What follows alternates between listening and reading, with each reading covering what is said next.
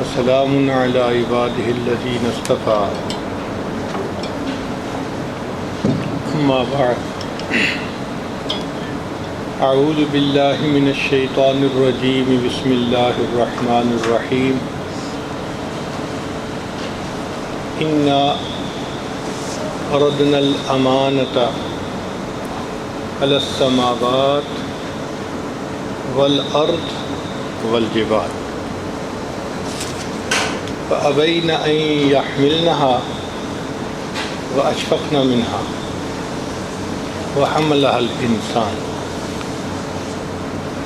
إنه كان ظلوما جهولا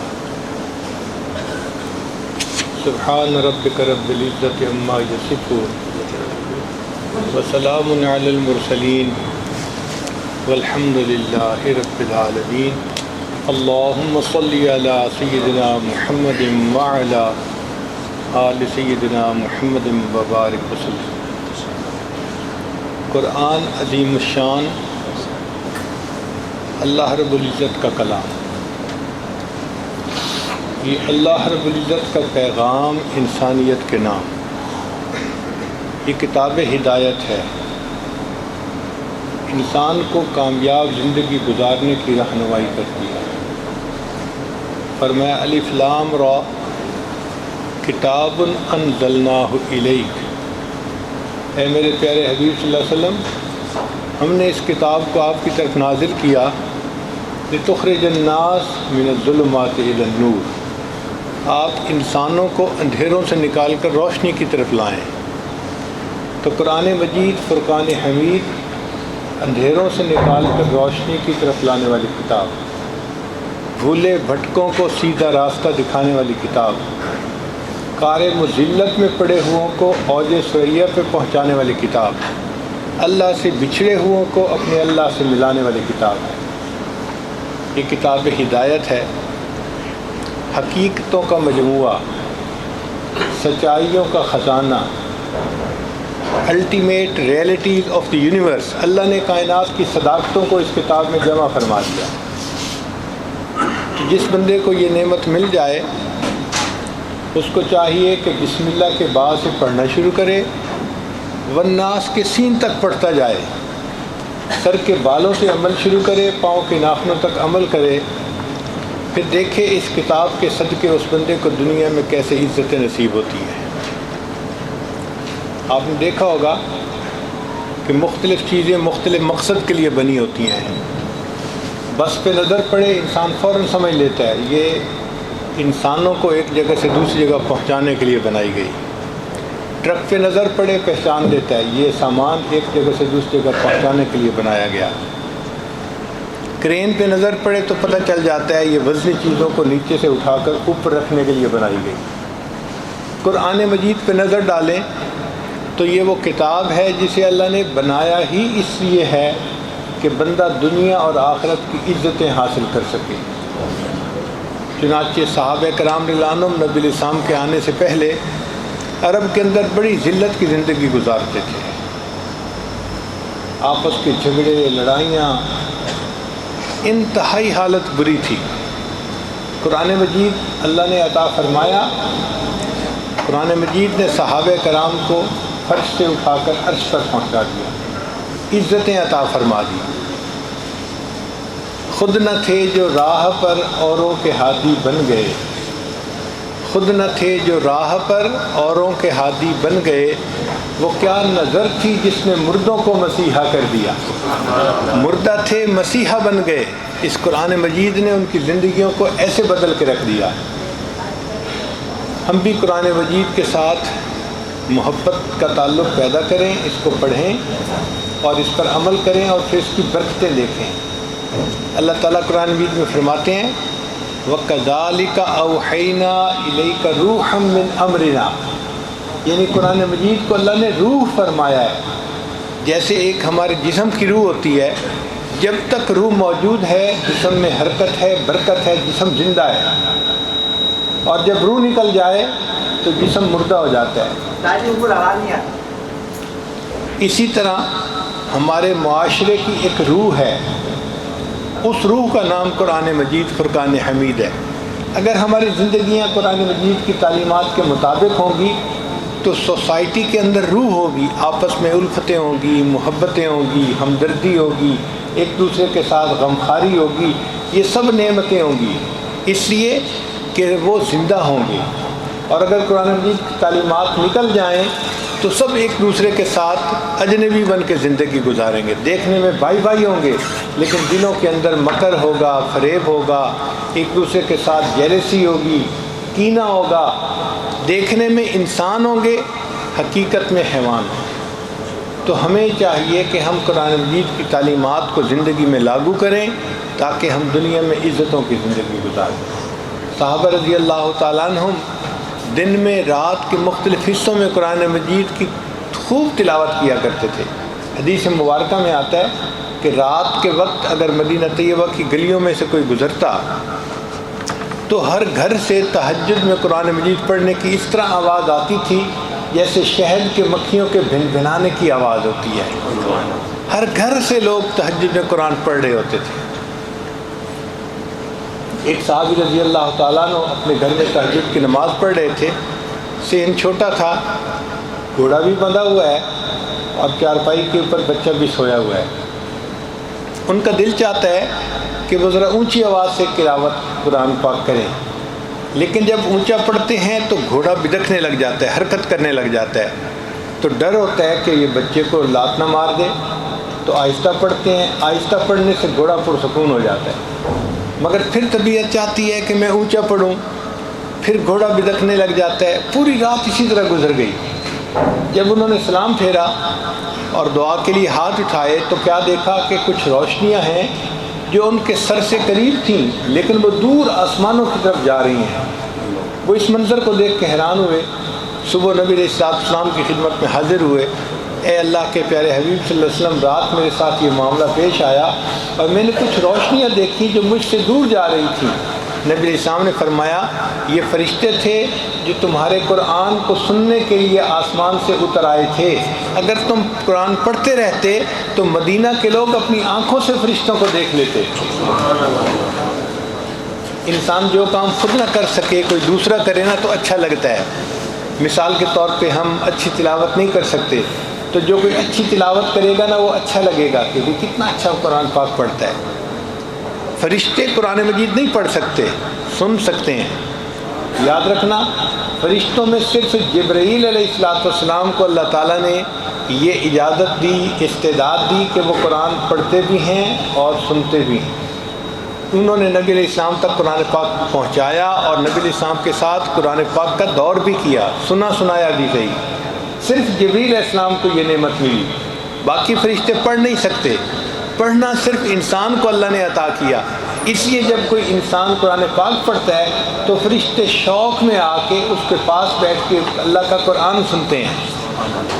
حدیث مبارکہ میں ہے کہ کچھ فرشتے تلاش کرتے ہیں کہ کہاں کوئی قرآن پڑھنے والا ہمیں مل جائے، تو جہاں کوئی بندہ قرآن پاک پڑھ رہا ہوتا ہے فرشتے اس کے پاس آتے ہیں، اس کے قریب ہوتے جاتے ہیں، حتیٰ کہ حدیث مبارکہ میں ہے کہ اتنا خوش ہوتے ہیں کہ قرآن پڑھنے والے کے جسم کے منہ کے ساتھ اپنا منہ لگا دیتے ہیں، یعنی اس کے لبوں کو بوسہ دیتے ہیں کہ ان لبوں سے قرآن پاک نکل رہا ہے، یہ کتنے خوش نصیب لوگ ہیں۔ آپ اندازہ لگائیے کہ اللہ کے فرشتے جس بندے کے منہ کو بوسہ دیں وہ کتنا خوش نصیب انسان ہوتا ہے۔ چنانچہ امام عاصم رحمۃ اللہ علیہ قرآن مجید کے بڑے مشہور قراء میں سے گزرے ہیں، ہم انہی کی روایت پہ پڑھتے ہیں۔ تو وہ مسجد نبوی میں قرآن مجید پڑھاتے تھے اور ان کے منہ سے بڑی خوشبو آتی تھی۔ جو بندہ بیٹھتا وہ محسوس کرتا کہ واقعی بہت خوشبو آتی ہے، اور عجیب کستوری کی خوشبو تھی۔ ایک شاگرد پیچھے پڑ گیا، حضرت آپ منہ میں کیا استعمال کرتے ہیں جو اتنی خوشبو آتی ہے؟ انہوں نے فرمایا بھائی میں تو کوئی الائچی وغیرہ استعمال نہیں کرتا، حضرت خوشبو آتی ہے۔ ان کا ہاں خوشبو آتی ہے مگر میں کوئی چیز یوز نہیں کرتا، حضرت بتائیں کیوں آتی ہے؟ اب وہ انکار کرتے تھے، ادھر سے اصرار ادھر سے انکار، ادھر سے اصرار ادھر سے انکار۔ اب کچھ لوگ ہوتے ہیں لسوڑے کی طرح چمٹ جاتے ہیں، وہ بھی لگا رہا، پوچھتا رہا۔ بالآخر انہوں نے کہا کہ ہاں ایک رات مجھے خواب میں نبی علیہ السلام کی زیارت نصیب ہوئی تو نبی علیہ السلام نے فرمایا عاصم تم میری مسجد میں قرآن پڑھاتے ہو، آؤ میں تمہارے لبوں کو بوسہ دوں۔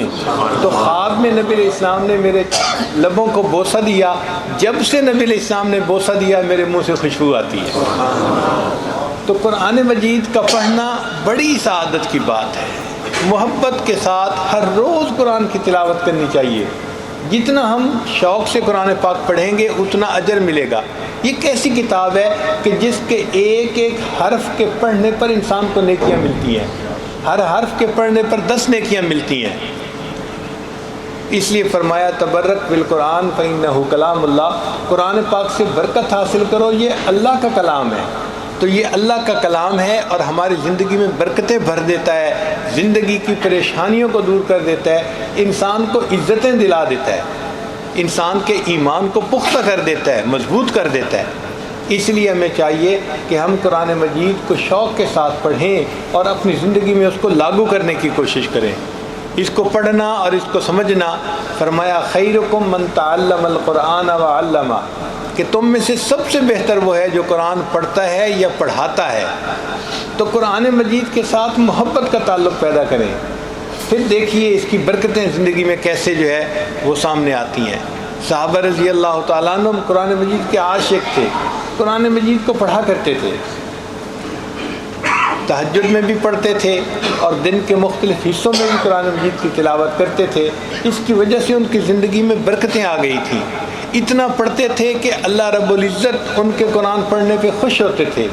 چنانچہ ایک صحابی تھے ابن کعب رضی اللہ تعالیٰ عنہ، یہ بڑے عالم صحابی تھے، قرآن پاک بہت اچھا پڑھتے تھے، قاری تھے۔ تو ایک مرتبہ نبی علیہ السلام نے انہیں فرمایا ابن کعب تم مجھے سورہ بینہ سناؤ۔ تو ابن کعب نے بڑے حیران ہوئے، اے اللہ کے حبیب صلی اللہ علیہ وسلم قرآن مجید تو آپ پر نازل ہوا، ہم آپ کے سامنے پڑھیں؟ تو نبی علیہ السلام نے فرمایا ہاں ہاں آپ میرے سامنے پڑھو۔ تو نبی علیہ السلام کی بات سے ان کو اندازہ ہو گیا کہ اوپر سے اشارہ آیا ہے، تو انہوں نے آگے سے ڈائریکٹ سوال پوچھا، اے اللہ کے حبیب صلی اللہ علیہ وسلم اللہ سمانی، کیا اللہ تعالیٰ نے میرا نام لے کر فرمائش کی ہے؟ نبی علیہ السلام نے فرمایا ابن کعب ہاں نام اللہ سماک، اللہ نے تمہارا نام لے کر کہا ہے۔ ابن کعب سے کہو قرآن پڑھے، محبوب آپ بھی سنیں گے، میں پروردگار بھی سنوں گا۔ آپ سوچئے قرآن مجید بندہ پڑھے، اللہ رب العزت اس کو سنتے ہیں۔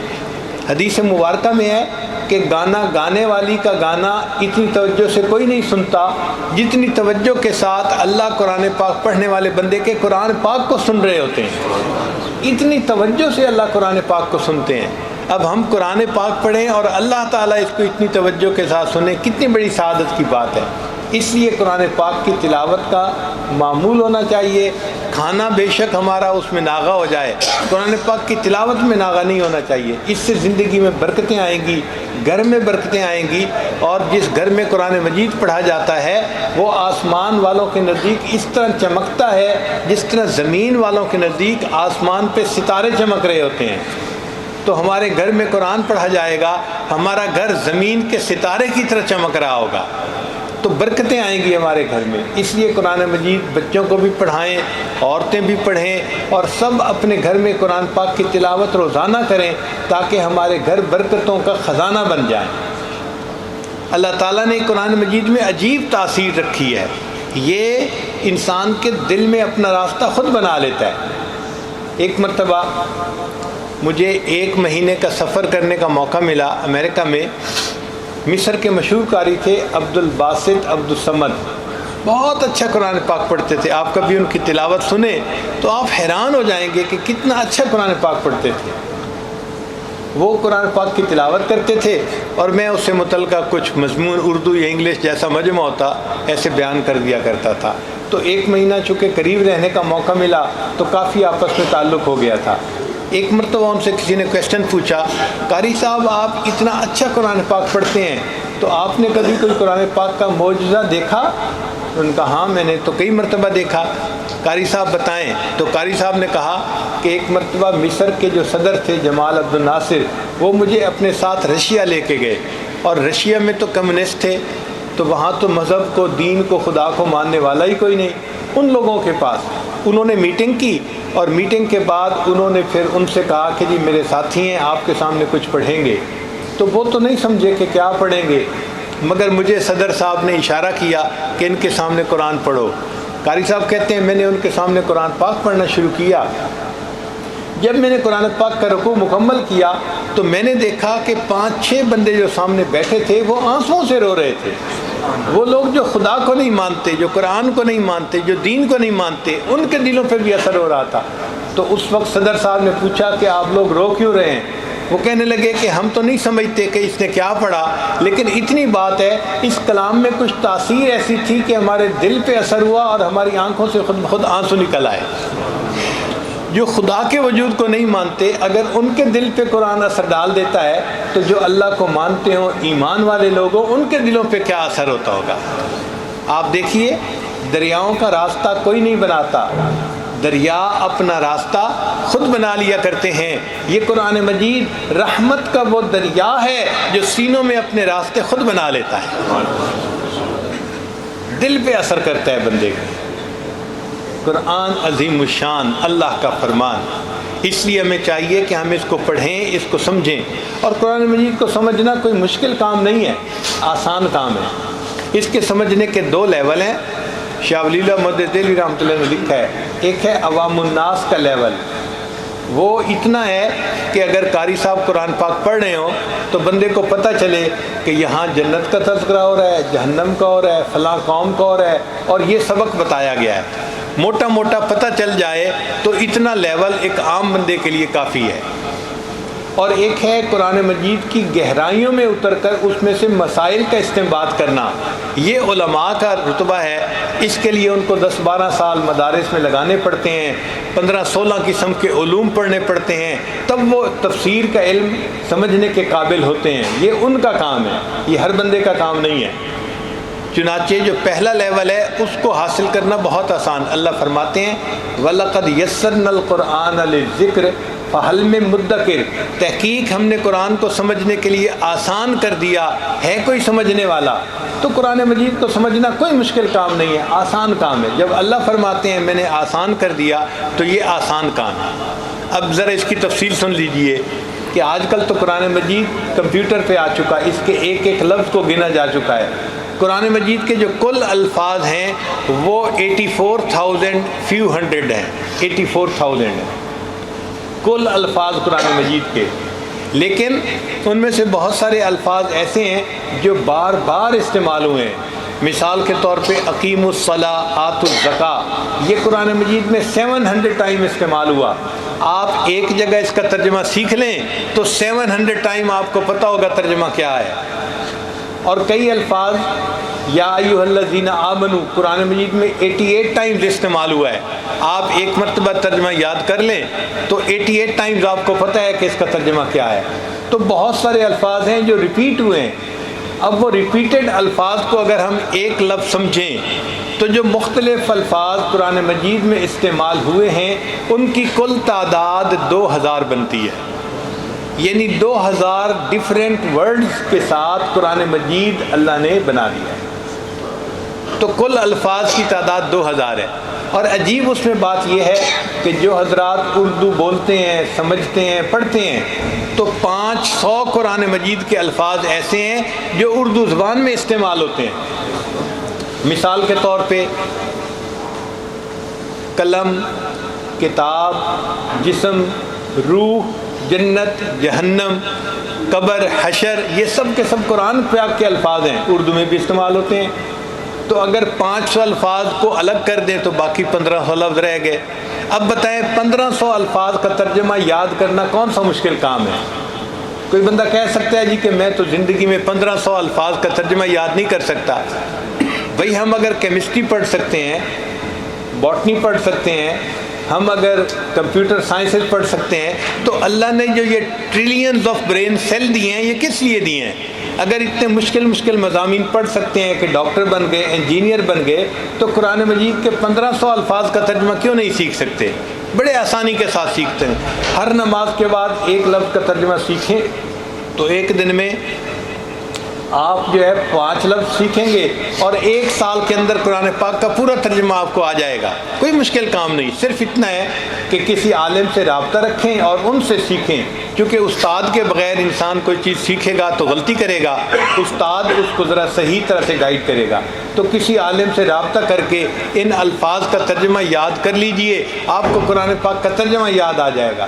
قیامت کے دن آپ کھڑے ہوں گے، اللہ تعالیٰ فرمائیں گے اچھا تم نے یہ فلاں سائنسز تو پڑھ لی تھیں اور فلاں ڈگری تو حاصل کر لی تھی، کیا میرے قرآن پاک کا ترجمہ بھی پڑھا تھا؟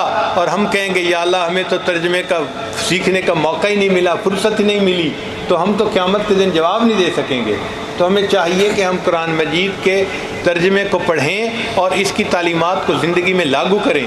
جس بندے کی زندگی میں قرآن مجید کی تعلیمات آ گئیں وہ بندہ دنیا میں عزتیں پا جائے گا. غور کیجئے، ایک دیہاتی تھا، اس نے ایک جگہ ایک کارتوس پڑا ہوا دیکھا تو حیران ہو گیا کہ یہ کیا چیز ہے. اس نے وہ بندوق کی گولی اٹھا لی.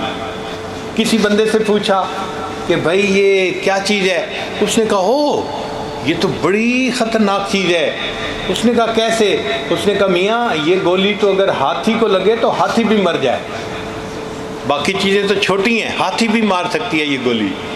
تو دیہاتی نے اس گولی کو اپنی جیب میں ڈال لیا. اب ایک دن وہ بیچارہ شہر سے اپنے دیہات کی طرف آ رہا تھا، ایک چھوٹا سا ڈاگی اس کے پیچھے لگ گیا. اب یہ بھاگ رہا ہے ڈاگی سے بچنے کے لیے اور ڈاگی پیچھے تیز بھاگ رہا ہے. اچانک اس کو خیال آیا اور میرے پاس تو ایک گولی تھی جو ہاتھی کو مار سکتی ہے. اس نے وہ گولی جیب سے نکالی اور ڈاگی کو ماری. ڈاگی کو گولی تو کیا لگنی تھی، وہ اور بھاگا اس کو کاٹنے کے لیے. بڑی مشکل سے بیچارے نے جان بچائی اور اپنے گھر پہنچا تو وہ بندہ بھی مل گیا. اس نے کہا یار تم نے مجھے مس گائیڈ کیا تھا. اس نے کہا کیوں مس گائیڈ کیا تھا؟ کہ آپ نے تو کہا تھا کہ یہ گولی ہاتھی کو مارے تو ہاتھی مر جاتا ہے، ایک چھوٹا سا ڈاگی بھی نہ مرا، وہ تو میرے پیچھے اور بھاگا مجھے کاٹنے کے لیے، میں تو بڑی مشکل سے بچا. اس نے کہا خدا کے بندے اس گولی کے اندر طاقت اتنی ہی تھی کہ ہاتھی کو بھی مار سکتی ہے، مگر طاقت کے ظاہر ہونے کا ایک طریقہ کار ہے. اس نے کہا کیا طریقہ کار ہے؟ اس نے کہا ایک مشین ہوتی ہے جسے بندوق کہتے ہیں، گن کہتے ہیں، اس کے اندر اس گولی کو ڈالا جائے اور پھر چلائی جائے، پھر اس کی طاقت ظاہر ہوتی ہے. پھر شیر سامنے آئے، ہاتھی سامنے آئے، یہ گولی اس کو اڑا دیتی ہے، مار دیتی ہے. ایسے تھوڑا گولی تم کسی پر پھینک دو گے تو اس پر ظاہر ہو جائے گی. تو اسی طرح قرآن مجید کے اندر طاقت ہے، لیکن طاقت ظاہر ہونے کا ایک طریقہ کار ہے. اگر گھر میں ہم قرآن مجید کو خوشبو لگا کے رکھ دیں گے تو قرآن مجید کی طاقت ظاہر نہیں ہوگی. اس کے لیے جو اللہ نے ہماری یہ 6 فٹ کی باڈی بنائی ہے، یہ بندوق کی مانند ہے.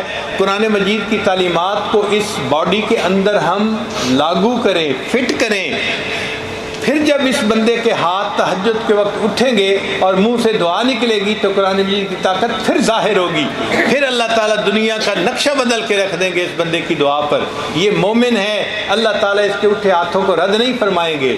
ہر لہجہ ہے مومن کی نئی آن نئی شان، ہر لہجہ ہے مومن کی نئی آن نئی شان، کردار میں گفتار میں اللہ کی برہان.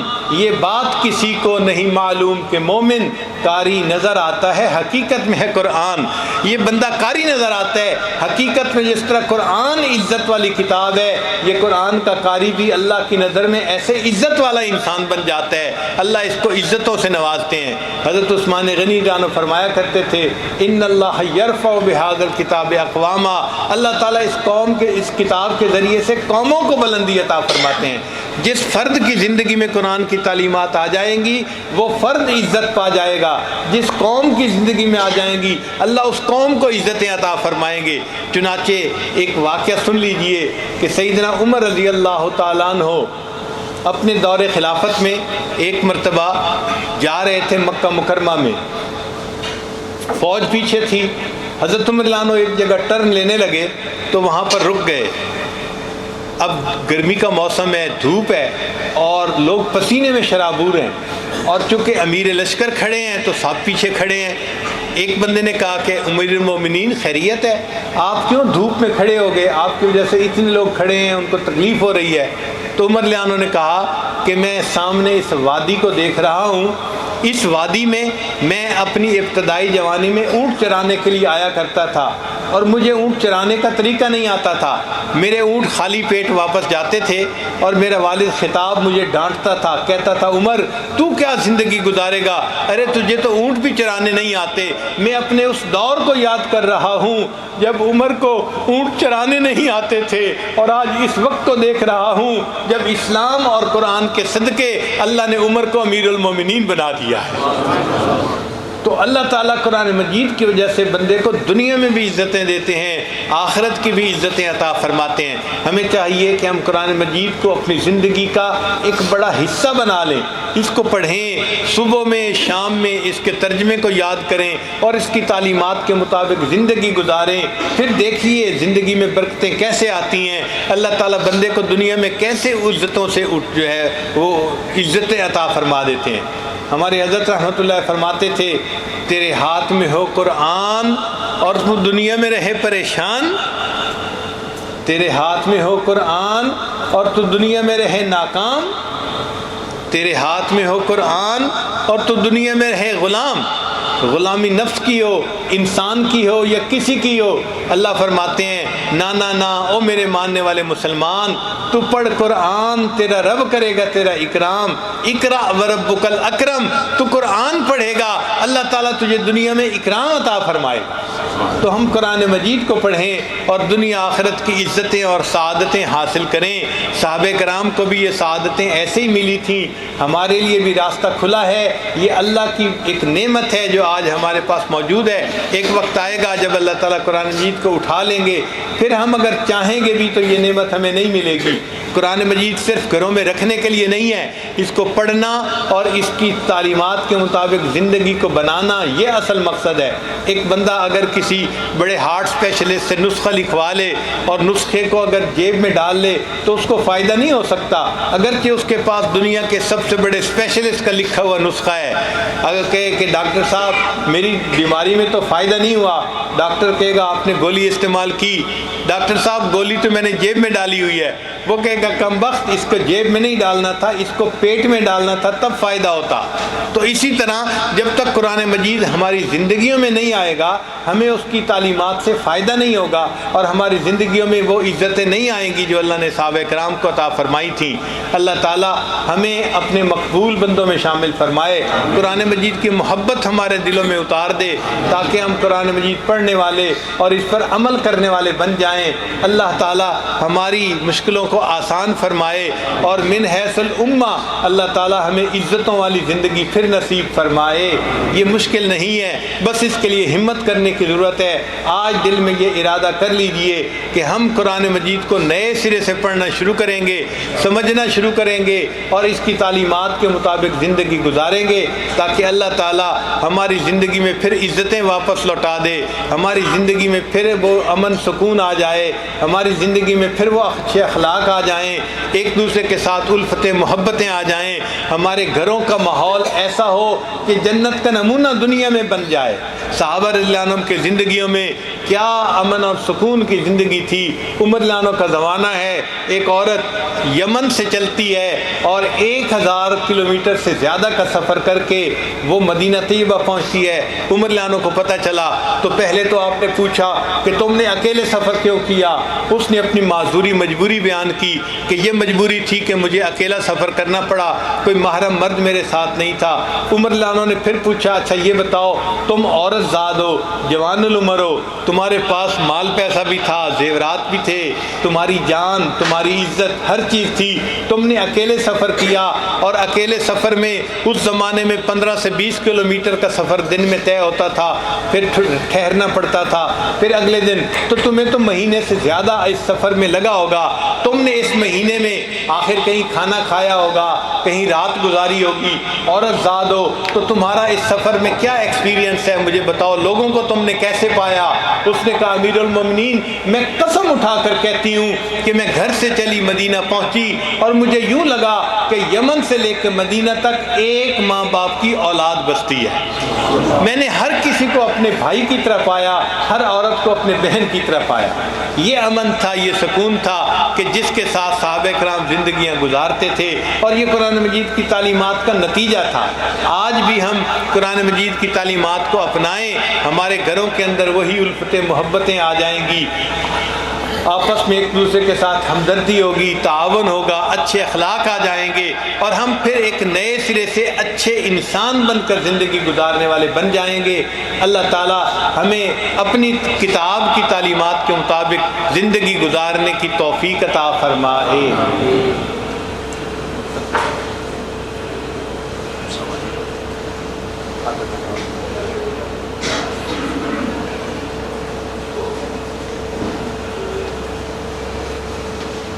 ایک ہوتا ہے مقناطیس، جہاں لوہا دیکھیں وہ مقناطیس کی طرف کھینچتا ہے، اسی طرح اللہ رب العزت نے دلوں کا مقناطیس قرآن مجید کو بنا دیا۔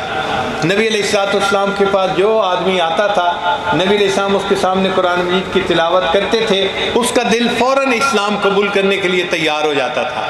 تو یہ قرآن مجید دلوں کا مقناطیس ہے، دلوں کو کھینچتا ہے اپنی طرف۔ بس اتنی سی بات ہے کہ ہم نے اس کی حقیقت کو ابھی پہچانا نہیں ہے تو صحیح ہمارے ہاتھ میں، لیکن جیسے کسی دیہاتی کے ہاتھ میں ڈائمنڈ آ جائے تو اس کو پتہ ہی نہیں ہوتا کہ اس کی کیا قیمت ہے۔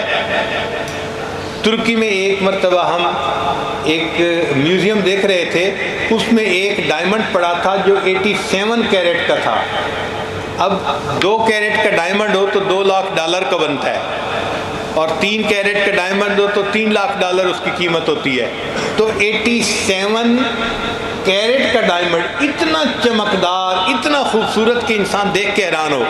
اس کے ساتھ لکھا ہوا تھا کہ یہ ایک بندے کو کسی ٹریش کین میں سے ملا تھا، اس نے اس کو گلاس کا ٹکڑا سمجھ کے اپنے پاس رکھ لیا تھا۔ پھر کسی جیولر نے دیکھا تو اس نے کہا کہ بھائی یہ مجھے دے دو، تو اس نے اس کو فری میں دے دیا تھا کہ یہ گلاس کا ٹکڑا ہے، شیشے کا ٹکڑا ہے، تم لے لو، مجھے کیا ضرورت ہے۔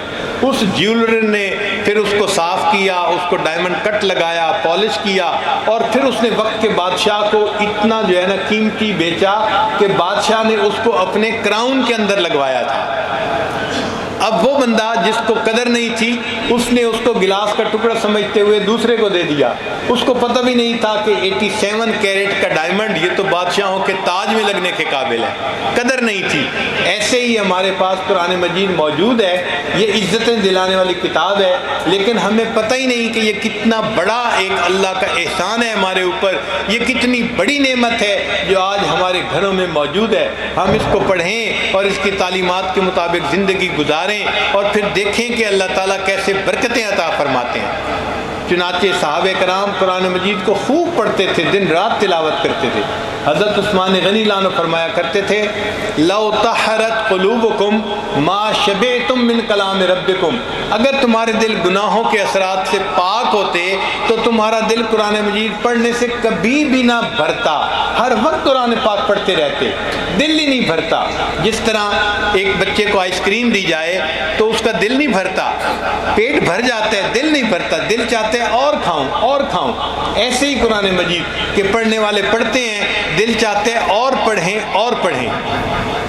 آپ کبھی گرمی کے موسم میں اگر باہر سے اندر گھر میں آئیں اور آپ کو کوئی بہت خوبصورت اچھے ذائقے کا ایک شربت دے دیا جائے تو آپ اس کے ایک ایک گھونٹ کو لذت لے لے کے پیتے ہیں۔ قرآن مجید ایسا ہی ہے کہ اس کو آپ اگر پڑھنا شروع کریں گے سمجھ کر تو اس کی ایک ایک آیت کو آپ لذت لے لے کر پڑھیں گے، اتنا مزہ آئے گا اس کو پڑھنے میں، اتنا لطف آئے گا اس کو پڑھنے میں، دل نہیں بھرے گا، دل چاہے گا میں اس کو اور پڑھتا۔ چنانچہ سیدہ فاطمہ الزہرا رضی اللہ تعالیٰ عنہ کا واقعہ ہے، ایک رات عشاء کے بعد انہوں نے 2 رکعت نفل کی نیت باندھ لی۔ اب سردیوں کی لمبی رات تھی، قرآن پاک پڑھتی رہیں، اتنا لطف اتنا مزہ آیا کہ قرآن پاک پڑھتے پڑھتے پوری رات گزر گئی۔ جب انہوں نے سلام پھیرا تو پتہ چلا کہ فجر کا وقت تو ہونے کو قریب ہے، تو دعا کے لیے ہاتھ اٹھائے اور رو کر دعا مانگی، اللہ میں نے تو 2 رکعت کی نیت باندھی تھی، تیری راتیں کتنی چھوٹی ہیں کہ میری 2 رکعت میں تیری ساری رات ہی ختم ہو گئی۔ ان کو راتوں کے چھوٹا ہونے کا شکوہ ہوا کرتا تھا کہ راتیں چھوٹی ہیں، قرآن پاک پڑھتے پڑھتے رات ہی گزر جاتی ہے۔ امام اعظم ابو حنیفہ رحمۃ اللہ علیہ کا واقعہ ہے کہ وہ بھی رات کو قرآن پاک پڑھتے تھے اور عشاء کے وضو سے فجر کی نماز پڑھ لیا کرتے تھے۔ بعض لوگ سمجھتے ہیں کہ یہ بڑا مشکل کام ہے عشاء کے وضو سے فجر کی نماز پڑھنا، ہم تو عشاء کے وضو سے عشاء نہیں پڑھ پاتے، وہ عشاء کے وضو سے فجر کی نماز پڑھتے تھے۔ لیکن ایک مرتبہ ہمیں خود اس کا تجربہ ہوا، میں اپنے حضرت کی خدمت میں تھا، تو مری میں ایک ایسی جگہ ہے جہاں پر سال میں ایک رات ہوتی ہے جہاں وہ پورے ملک سے قراء کو بلاتے ہیں اور قرآن پاک کی تلاوت ہوتی ہے۔ رمضان کا مہینہ تھا، حضرت نے مجھے فرمایا مغرب کے بعد کہ آج وضو کر کے جلدی جانا ہے اور اگلی صف میں بیٹھنا ہے کیونکہ مجمع زیادہ ہے۔ چنانچہ حضرت نے مغرب کی افطاری کی اور وضو کر کے مسجد کے اندر تشریف لے آئے، اور وہاں پر قراء حضرات تھے جنہوں نے قرآن پاک کی تلاوت کی۔ اس مصلے کی یہ خوبی ہے کہ تقریباً 35 سال گزر چکے تھے، 35 سال میں ایسے قراء وہاں تراویح پڑھاتے ہیں کہ جن میں سے کبھی کسی قاری کو لقمہ دینے کی ضرورت بھی پیش نہیں آئی، ایک مرتبہ اٹکن ہی پیش نہیں آتی، اتنا روانی سے قرآن پاک پڑھتے ہیں۔ تو خیر وہاں قرآن پاک پڑھنا شروع کیا، ساری رات اسی طرح قرآن پاک پڑھتے رہے۔ جب سحری میں 1 گھنٹہ باقی رہ گیا تو مسجد انتظامیہ نے اعلان کیا کہ بھائی سب کے لیے اجتماعی سحری کھانے کی تیاری ہے، صحن میں دسترخوان لگے ہیں، سب لوگ جلدی سے سحری کر کے روزے کی نیت کر لیں۔ چنانچہ اس وقت مجمع ہٹا اور انہوں نے سحری کرنی شروع کر دی۔ میں نے حضرت سے پوچھا، حضرت آپ مغرب کے آئے ہوئے ہیں، ابھی آپ ساتھ ہوٹل ہے کمرے میں جانا پسند کریں گے؟ وضو تازہ کرنا پڑے گا۔ تو حضرت نے فرمایا مجھے ضرورت نہیں ہے۔ حضرت نے وہیں پر لوگوں کے ساتھ سحری کا کھانا کھایا، حالانکہ جو شوگر کا مریض ہوتا ہے اس کو احتیاطی کھانا کھانا پڑتا ہے، عام کھانے سے شوگر بڑھ جاتی ہے، اور اس دن تو ویسے ہی پلاؤ پکا ہوا تھا اور اس سے تو شوگر بہت زیادہ بڑھتی ہے۔ حضرت نے وہی عام کھانا کھایا۔ جب کھانا کھا لیا تو کھانے کے بعد تو نوجوان کو بھی وضو کرنے کی ضرورت پیش آتی ہے۔ میں نے دوبارہ پوچھا، حضرت اب تو آپ نے کھانا بھی کھا لیا، وضو تازہ کرنے کے لیے کمرے میں جائیں گے؟ تو حضرت نے میری طرف دیکھ کے کہا، میرا وضو کوئی کچا دھاگا نہیں ہے، میرا وضو کوئی کچا دھاگا نہیں ہے۔ تو میں خاموش ہو گیا۔ حضرت نے اسی وضو کے ساتھ پھر فجر کی نماز پڑھی۔ میرا خیال یہ تھا کہ حضرت فجر کی نماز پڑھنے کے فوراً بعد کمرے میں جائیں گے اور جا کے پھر وضو تازہ کریں گے، چونکہ مغرب کا وضو کیا ہوا ہے، ساری رات گزر گئی۔ حضرت نے فجر کی نماز پڑھی اور مصلی اور پھر ممبر کے اوپر بیٹھ گئے اور فرمانے لگے قراء حضرات کو، ساری رات آپ نے مجھے قرآن سنایا ہے، اب میں آپ کو قرآن سناؤں گا۔ اور حضرت نے قرآن مجید کے فضائل کے اوپر درس دینا شروع کر دیا۔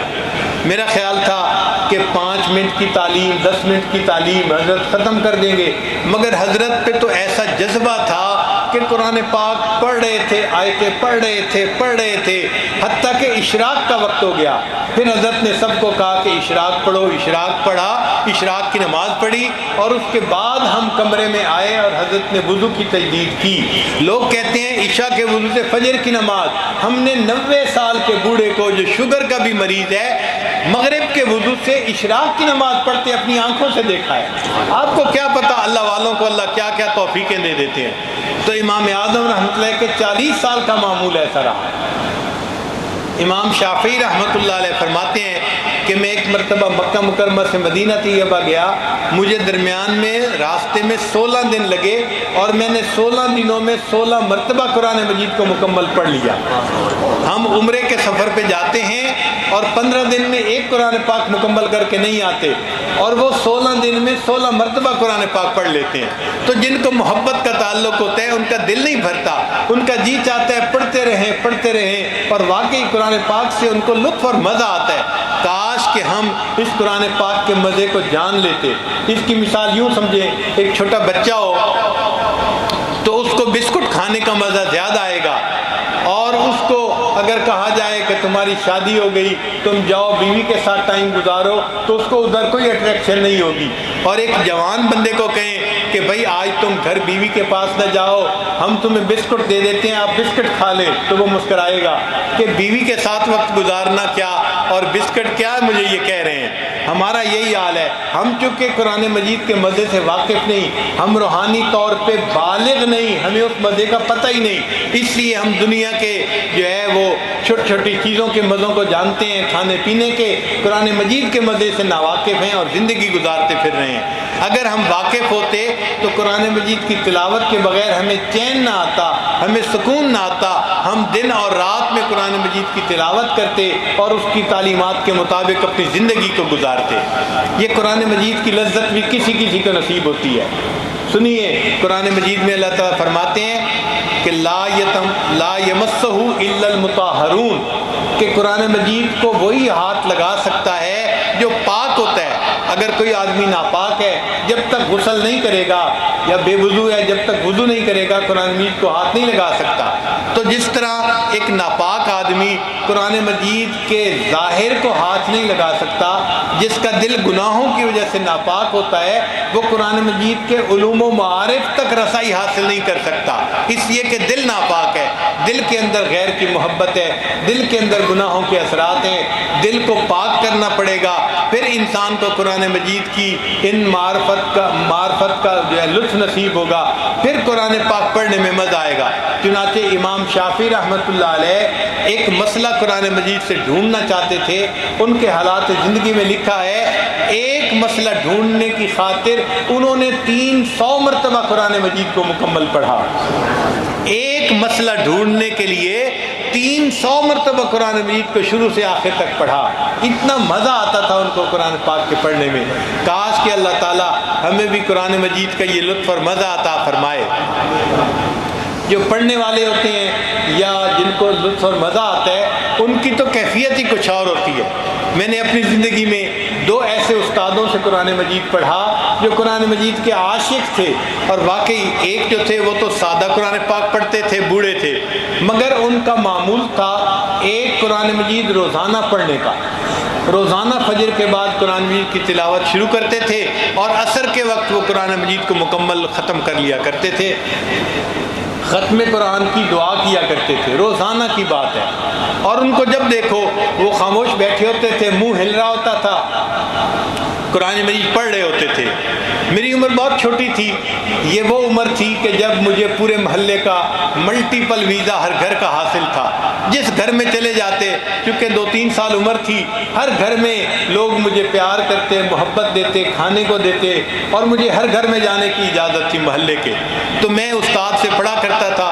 ایک دفعہ ان کے گھر میں بیٹھا ہوا تھا تو ان کی بیٹی آئی جس کی نئی نئی شادی ہوئی تھی، وہ دلہن بنی ہوئی تھی اور اپنے والد کو 1 ہفتے کے بعد ملنے کے لیے آئی.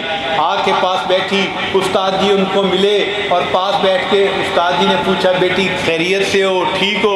اس نے کہا ہاں میں ٹھیک ہوں، خوش ہوں اپنے گھر میں. پھر اس کے بعد وہ اپنا قرآن پاک پڑھنے لگ گئے. تو بیٹی نے تھوڑی دیر کے بعد کہا ابو جی آپ کو ملنے کے لیے اتنا دور سے آئی ہوں، آپ مجھ سے کوئی بات ہی نہیں کر رہے. استاد جی نے فرمایا بیٹا میں تم سے کیا بات کروں، خیریت تو پوچھ لی ہے، اب فارغ وقت میں تمہیں اللہ کا قرآن پڑھوں گا نا. تو قرآن پڑھتے رہتے تھے ہر وقت، عصر کے وقت قرآن پاک ختم کرتے تھے. اور جو دوسرے استاد تھے وہ بڑے قاری تھے، اللہ نے ان کو کوئل کی آواز دی تھی، قرآن مجید پڑھتے تھے، دل مو لیا کرتے تھے. ان کو بھی اللہ نے قرآن مجید کا عجیب عشق عطا فرمایا تھا. ان کے شاگرد پورے شہر کے اندر رمضان میں مصلی سنایا کرتے تھے. ایک مرتبہ رمضان مبارک کی بات ہے کہ مسجد میں عشاء کے بعد سب شاگرد اکٹھے ہوئے. ان کی عادت تھی کہ ہر شاگرد کو اپنے پاس تراویح کے بعد بلاتے تھے، کارگزاری سنتے تھے، کیا ہوا، کوئی سجدہ صاحب تو نہیں آیا، کتنی غلطیاں آئیں، جو مقتدی تھے وہ کہیں اوفینڈ تو نہیں ہو گئے، غصے تو نہیں ہوئے، کوئی مسئلہ تو نہیں ہوا. ہر شاگرد سے پوچھ کے اس کو گائیڈ کیا کرتے تھے. تو ایک مرتبہ ایک شاگرد نے کہہ دیا حضرت آج تو رمضان کی 25ویں رات ہے، یعنی آڈ نائٹ ہے، تو شب قدر ہونے کا بھی اس میں جو ہے وہ احتمال ہے. تو استاد جی نے کہا ہاں میری 4 رکعت تراویح کی رہتی ہیں، میں تراویح کی نیت کر لیتا ہوں اور تم لوگ میرے پیچھے نفل کی نیت کر لو. تدائی کے بغیر اگر اس طرح جماعت کروا دی جائے تو وہ جائز ہوتی ہے. چنانچہ استاد جی نے نیت کر لی اور ہم نے ان کے پیچھے نفل کی نیت کر لی. قرآن پڑھتے رہے پڑھتے رہے پڑھتے رہے. اتنا مزہ کے ساتھ قرآن مجید وہ پڑھ رہے تھے اور سننے والوں کو اتنا مزہ آ رہا تھا کہ ہم پیچھے کھڑے قرآن پاک سن رہے تھے. سنتے سنتے آپ حیران ہوں گے کہ ہمیں اس وقت کا احساس ہوا جب انہوں نے 29 پارے مکمل کر کے رکوع کیا، ایک رکعت کے اندر 29 پارے کی تلاوت کی، اور ہمارے جسم تو اکڑ چکے تھے، میں تو چھوٹا تھا، بچہ تھا، اور جسم یعنی رکوع کی طرف، رکوع کے لیے جسم دورہ ہی نہیں ہو رہا تھا، مجھے اپنے آپ کو مجبور کر کے رکوع کرنا پڑا۔ پھر انہوں نے دوسری رکعت میں 30واں پارہ پڑھا اور 2 رکعت میں قرآن پاک پڑھ کے انہوں نے شاگردوں کو الوداع کر دیا۔ تو جو قرآن مجید کے عاشق ہوتے ہیں ان کے لیے 2 رکعت میں پورا قرآن پاک پڑھنا کوئی مشکل نہیں ہوتا، ہمارے لیے ایک پارہ پڑھنا مشکل ہوتا ہے، ایک صفحہ پڑھنا مشکل ہوتا ہے، ہم کہتے ہیں جی بوجھ محسوس ہوتا ہے، یہ بوجھ ہوتا ہے گناہوں کی وجہ سے۔ کاش گناہوں کے اثرات دل پہ نہ ہوتے تو ہمیں بھی قرآن پاک پڑھنے کا لطف اور مزہ آتا، ہم بھی قرآن پاک کو انجوائے کرتے، اور ہم تمنا کرتے کہ رات ہم اللہ کا قرآن پڑھنے کے لیے مصلی کے اوپر کھڑے رہیں۔ جس طرح دلہا اپنی دلہن سے ملاقات کے لیے رات کا منتظر رہتا ہے، ہمارے اسلاف قرآن مجید پڑھنے کے لیے رات کے ایسے منتظر رہا کرتے تھے، اور قرآن مجید کو رات کو اللہ کے حضور پڑھا کرتے تھے، اور اللہ تعالیٰ ایسے بندوں کے قرآن پاک کو قبول فرماتے ہیں اور اس پر ان کو بہت اجر اور ثواب عطا فرماتے ہیں۔ تو ہمیں چاہیے کہ قرآن مجید کے ساتھ محبت پیدا کریں، اس کو پڑھنے اور سمجھنے کی کوشش کریں، اس کی تعلیمات کے مطابق اپنی زندگی کو بنائیں، تاکہ اللہ تعالیٰ ہمیں قرآن مجید کی تعلیمات پر عمل کرنے والوں میں شامل فرمائے۔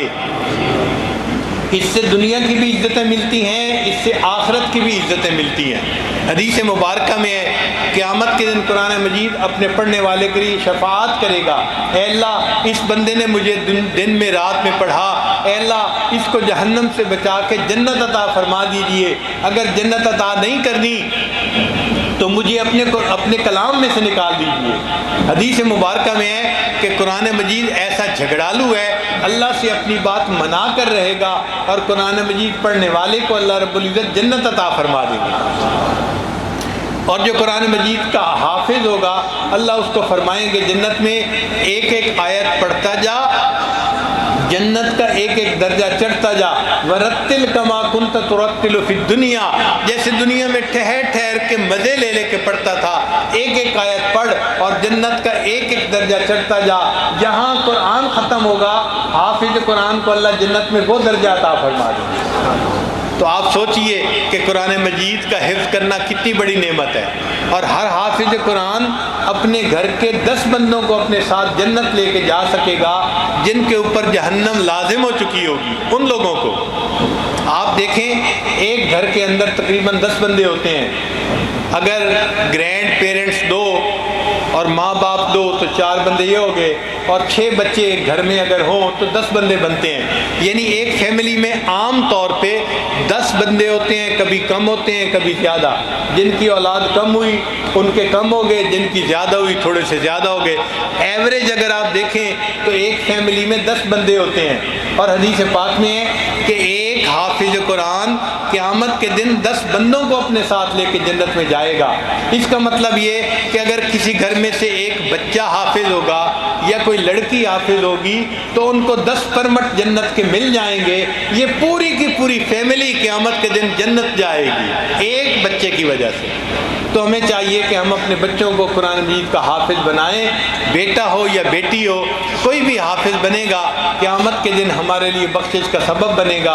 اللہ تعالیٰ ہمیں قرآن مجید کی سچی محبت عطا فرمائے اور اس کی تعلیمات کے مطابق زندگی گزارنے کی توفیق عطا فرمائے۔ اور ایک بات اور بھی سمجھ لیجئے کہ قرآن مجید کی شفاعت کس کو نصیب ہوگی، یہ بھی نقطہ سمجھنے والا ہے۔ جب کوئی بچہ حافظ بننے لگتا ہے نا تو اس کے گھر کے لوگ 2 طرح کے حصوں میں منقسم ہو جاتے ہیں، تقسیم ہو جاتے ہیں۔ کئی ہوتے ہیں جو اس کو مورلی سپورٹ کرتے ہیں، بچے تم بڑا اچھا کر رہے ہو، اللہ تمہیں عزتیں دے، اللہ تمہیں خوشیاں دے، اللہ آسانی فرمائے، میرا دل خوش ہو گیا کہ تم قرآن مجید کے حافظ بن رہے ہو، اس کو سپورٹ کرتے ہیں، کہتے ہیں بہت اچھا۔ اور کچھ ایسے ہوتے ہیں جو منہ بناتے ہیں، حافظ بن رہے ہو کیا کرو گے حافظ بن کے، تم سکول نہیں پڑھتے، تمہارے 2 سال ضائع ہو جائیں گے، تم اپنی کلاس فیلو سے پیچھے رہ جاؤ گے۔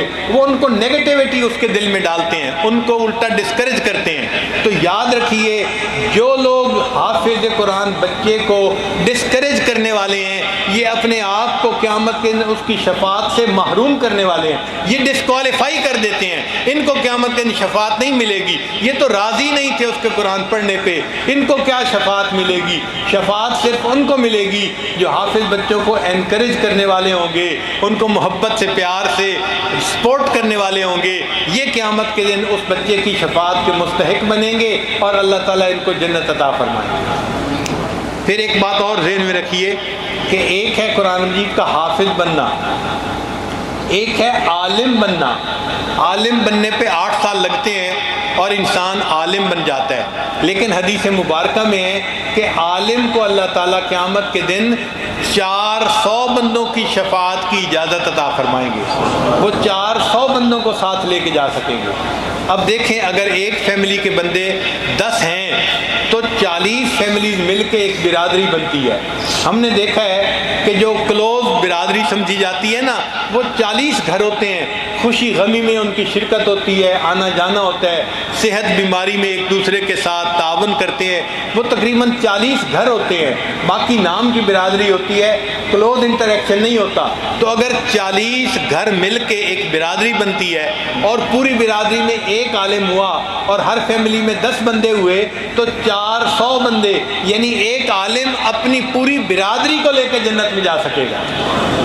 ایک حافظ ہوگا تو پورے گھرانے کو لے کے جنت میں جائے گا، ایک عالم ہوگا پوری برادری کو لے کے جائے گا، اور اگر وہ عالم دین کا کام کرنے والا ہوگا، دین کی محنت کرنے والا ہوگا، دین کی نشر و اشاعت کا کام کرنے والا ہوگا، پھر اللہ تعالیٰ اس کو اور زیادہ پرمٹ عطا فرمائیں گے۔ حدیث مبارکہ میں اللہ تعالیٰ ایک عام بندے سے خوش ہوتے ہیں، اس کے لیے جنت میں گھر بنا دیتے ہیں، اور جب اللہ تعالیٰ کسی عالم سے خوش ہوتے ہیں اس کے لیے جنت میں شہر آباد فرما دیتے ہیں۔ بھائی شہر کی کیا ضرورت ہے اس عالم کو؟ فرمایا اس لیے کہ اب اس سے محبت کرنے والے، اس کے شاگرد، اس کے مرید بہت ہیں، تو المرء مع من احبا، اب اس سے محبت کرنے والے ہم اس کے ساتھ کر دیں گے، یہ اپنے ساتھ ایک بندے کو نہیں، 400 بندوں کو نہیں، پورے شہر کی آبادی کو اپنے ساتھ لے کر جنت میں جائیں گے۔ تو قرآن مجید کی تعلیمات پر زندگی گزار کر ہم دنیا میں بھی عزتیں پا سکتے ہیں، آخرت کی بھی عزتیں پا سکتے ہیں۔ اللہ تعالیٰ ہمیں قرآن مجید کی سچی محبت عطا فرمائے اور ہمیں قرآن مجید کے اشاق میں قیامت کے دن کھڑا فرمائے۔ وآخر دعوانا ان الحمد للہ رب العالمین۔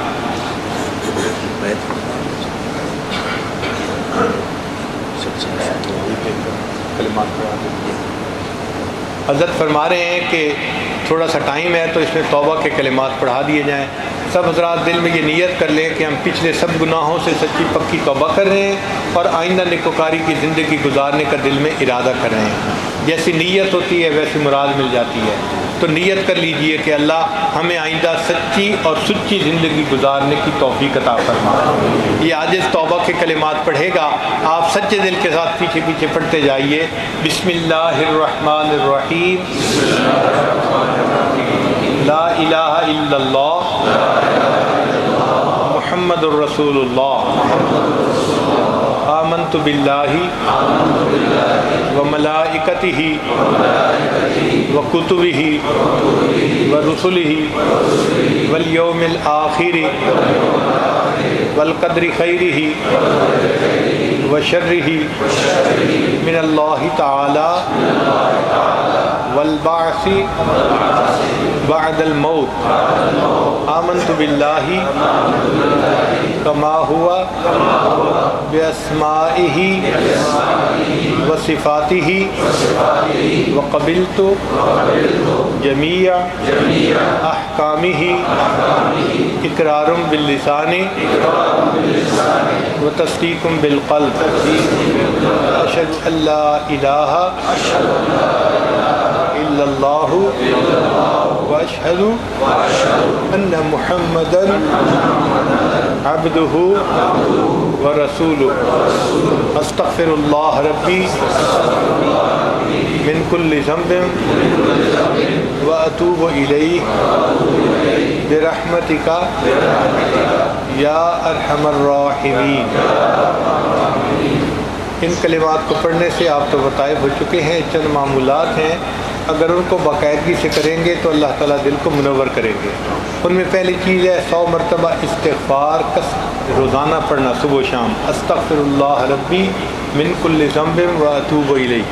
دوسرا ہے 100 مرتبہ درود شریف روزانہ پڑھنا، اللہم صلی علی سیدنا محمد وعلی آل سیدنا محمد وبارک وسلم۔ تیسرا ہے قرآن مجید کی تلاوت روزانہ کرنا، ایک پارہ کرے یا آدھا پارہ مگر روزانہ تلاوت کرے، کوئی دن ناغہ نہ ہو۔ چوتھا ہے چلتے پھرتے لیٹے بیٹھے ہر وقت دل میں اللہ کو یاد کرنا، اس کو کہتے ہیں ہتھ کار ول دل یار ول، ہاتھ کام کاج میں مصروف، دل اللہ تعالیٰ کی یاد میں مصروف۔ تو اللہ تعالیٰ کو دل میں یاد کریں، وہ جن کا عشق صادق ہے وہ کب فریاد کرتے ہیں، لبوں پہ مہر خاموشی دلوں میں یاد کرتے ہیں۔ تو ہمارے لب خاموش ہوں مگر دل اللہ کو یاد کر رہے ہوں۔ پھر پانچویں چیز ہے مراقبہ۔ مراقبے کا طریقہ یہ ہے کہ جب آپ تھوڑی دیر کے لیے فارغ ہو نماز پڑھ کے تو اللہ سے لو لگا کے بیٹھ جائیں کہ اللہ کی رحمت آ رہی ہے، میرے دل میں سما رہی ہے، دل کی ظلمت اور سیاہی دور ہو رہی ہے اور میرا دل اللہ اللہ اللہ بول رہا ہے۔ یعنی آپ نے زبان سے نہیں پڑھنا بلکہ دل پڑھ رہا ہے اور آپ سن رہے ہیں۔ شروع میں محسوس نہیں ہوگا لیکن چند دن آپ اگر بیٹھیں گے تو واقعی آپ کو ایک فیلنگ شروع ہو جائے گی کہ جیسے دل سے اللہ اللہ کی آواز آ رہی ہے۔ نبی علیہ السلام نے ارشاد فرمایا تنام عینایا ولا ینام قلبی، میری آنکھیں سو جاتی ہیں میرا دل نہیں سوتا، دل اللہ کی یاد میں لگا رہتا ہے۔ تو انسان کا دل جب ذکر کرنے لگ جاتا ہے تو پھر دل اس کے بعد چپ نہیں ہوتا، وہ کرتا ہی رہتا ہے اللہ کو یاد۔